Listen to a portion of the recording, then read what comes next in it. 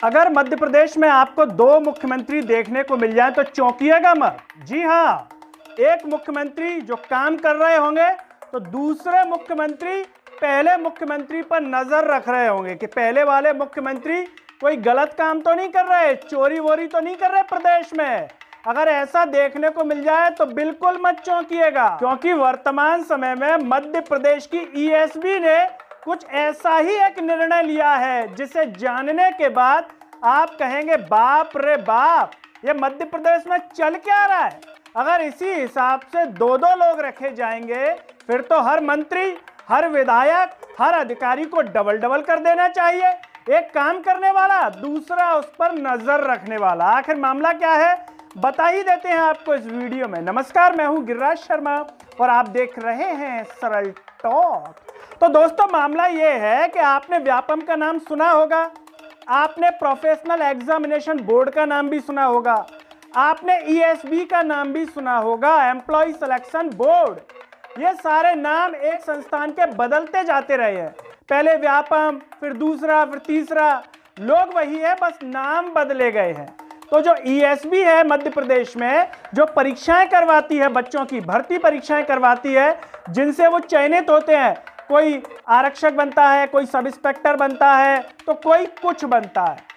आपने देखा होगा, अगर आप मध्य प्रदेश की परीक्षाएं नियमित रूप से देते होंगे, कोचिंग लगाते होंगे इंदौर भोपाल में, तो आपको इसके बारे में भली भांति पता होगा। परीक्षाओं में घोटाले होते हैं, पेपर लीक हो जाते हैं और बार बार ये संस्थाएं दागदार होती हैं। इनके अधिकारियों पर सवाल उठते हैं, इन संस्थाओं पर सवाल उठते हैं। तो उसके बाद ये ईएसबी जाग गई है और अब ये चाहती है कि अब हम पर किसी भी प्रकार का दाग ना लगे, हम पर किसी भी प्रकार का आरोप ना लगे। तो इसके लिए ईएसबी ने सोचिए क्या तरीका निकाला है।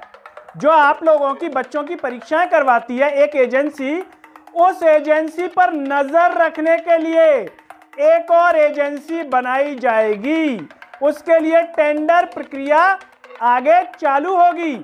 और सबसे बड़ा सवाल अब आप लोगों के मन में ये आ रहा होगा कि भाई साहब, अब तक तो एक ही एजेंसी वाले भ्रष्ट होते होंगे, उनमें जो भीतर के लोग होते होंगे, दूसरे नजर रखेंगे तो क्या वो भ्रष्ट नहीं होंगे, वो उनको पैसे नहीं खिला पाएंगे क्या? ये तो भाई आने वाला समय बताएगा कि दोनों मिल बांट के तो नहीं खाएंगे कहीं, या फिर वाकई में नजर रखेंगे। क्योंकि देखिए, अगर जो ईमानदार होता है तो एक में भी काम बढ़िया हो सकता है, भ्रष्ट ज्यादा होंगे तो संख्या बढ़ जाएगी भ्रष्टों की, नजर क्या रखेंगे। आपने एक कहानी सुनी भी होगी, एक दूसरे पर नजर रखने वाली, ठीक उसी तरीके का परिदृश्य यहाँ पर नजर आ है। हालांकि इसके पीछे ईएसबी की जो दलील है वो ये है कि इससे बढ़िया सिस्टम हो जाएगा, कोई घोटाले नहीं होंगे, पेपर लीक नहीं होंगे। जो दूसरी एजेंसी हम बना रहे हैं वो पहली पर नजर रखेगी और बाकायदा सुरक्षा का इंतजाम करेगी, सीसीटीवी कैमरे लगाएगी, हाईटेक बनाएगी।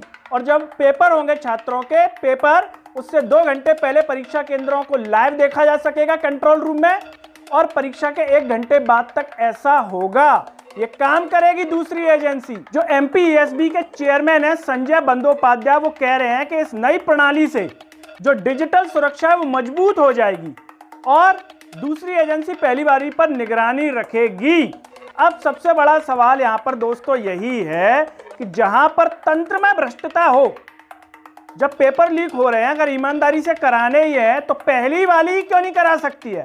और जो अधिकारी बैठे हैं एमपीएसबी में, क्या वो ईमानदार हैं? और अगर ईमानदार हैं तो लीक क्यों हो रहे हैं, क्यों अनियमितताएं आ रही है परीक्षाओं में? और अगर वो भ्रष्ट हैं, वो सारे अधिकारी भ्रष्ट हैं जो पहले भी पेपर लीक करवाते रहे हैं या पेपरों में अनियमितताएं आती रही हैं जिनकी वजह से, तो क्या अब दूसरी एजेंसी बन जाने से दूसरी भी भ्रष्ट नहीं होगी? इसकी क्या गारंटी है? ये अपने आप एक बड़ा सवाल है।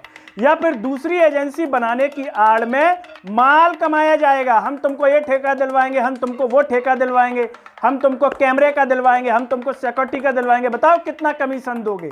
कहीं ऐसा तो नहीं चलेगा। और अगर वाकई में ये तंत्र, ये प्रणाली, ये इंतजाम सही है तो फिर मंत्रियों विधायकों पर क्यों नहीं होना चाहिए? उन पर भी आरोप लगते हैं कि मंत्री साहब तो बहुत माल कमा रहे हैं, उनसे पूछो तो वो कहते हैं ऊपर तक जा रहा है, आखिर कहां तक जा रहा है? तो उन पर भी निगरानी के लिए कोई बिठाना चाहिए क्या?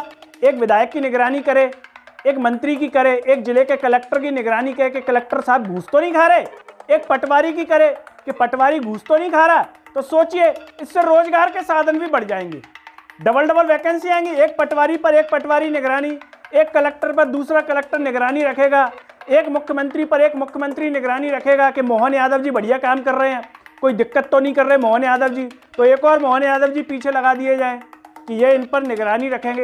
एक प्रधानमंत्री पर दूसरा प्रधानमंत्री, वैसे हमारे प्रधानमंत्री घूमने में व्यस्त रहते हैं, तो एक प्रधानमंत्री काम करेगा, एक धार्मिक यात्राएं करेगा, ये भी हो सकता है।